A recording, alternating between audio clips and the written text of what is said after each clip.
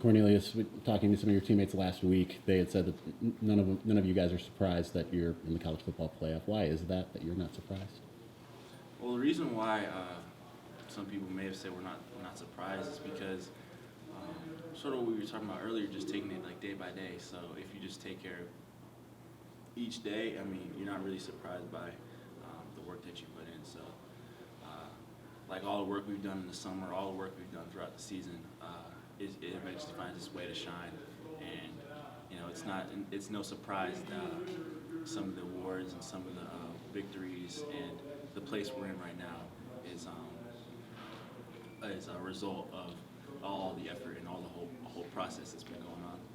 One of the other things that was talked about was the fact that you're not changing anything because everything that had got you to this place was what you had done throughout the season. But how do you kind of keep things even keeled, knowing that you have the college football playoff and a potential national championship here?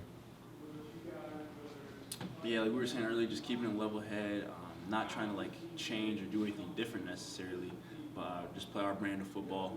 And just because we won a few games, that's good. But we got another opponent on the line, so we just got to focus on that opponent, which is the Georgia Bulldogs.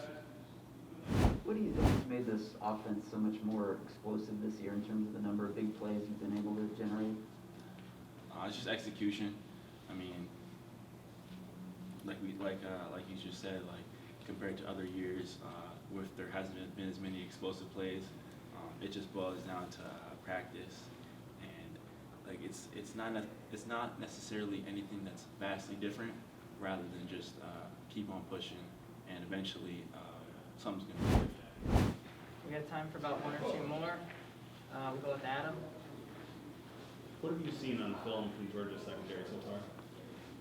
I've seen a very disciplined football team, and a team that deserves to be where they are, and we're excited for the opportunity. Last question, Adam. Cornelius, would it be fair to kind of view this season as in segments? Because again, I mentioned earlier, like the Wisconsin game. I mean, do you guys look at it like, okay, this was a turning point that week? Obviously, the Michigan State game, things could have gone either way. Then beating Ohio State, is it so like in phases? That's an interesting point, because you can look at it as phases. For example, like say you take it month by month, like break it up between like September, and then you got October, you got November. So like that ball in November is different than that ball you see in September and October. You know what I mean? Like you're saying, in phases. So and then especially once you get to December, once December rolls around, like you know how it gets in December. So you got to be ready for that mentally, and it gets cold. So not just literally, but like it gets cold in the sense of like you just got to dig deep. So because it's towards the end of the season, and like different phases. Like if you break it down halfway through the season, the bye week. I'm just sort of trying to think in my head different phases of the season. No, I get it. That's a good point. When you say the cold, like because going back to that phases point, you have chances during the season to make up for mistakes. Mm-hmm. You're at the point now where you don't. Exactly.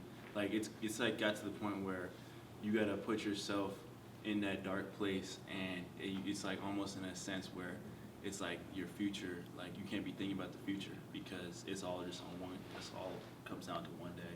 You got one shot, one opportunity.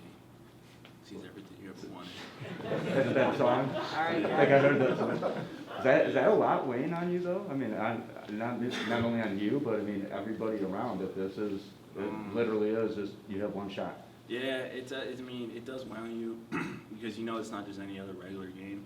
It's a ball game, and it's in a stadium where, like a legendary stadium, legendary everything around you, and it's important not to get too caught up in that hype because at the end of the day, it's you're just on the football field. It could be any field, like in Glick or out on the high school field. Like it's still just 100 yards, 100 yards wide, 100 yards long.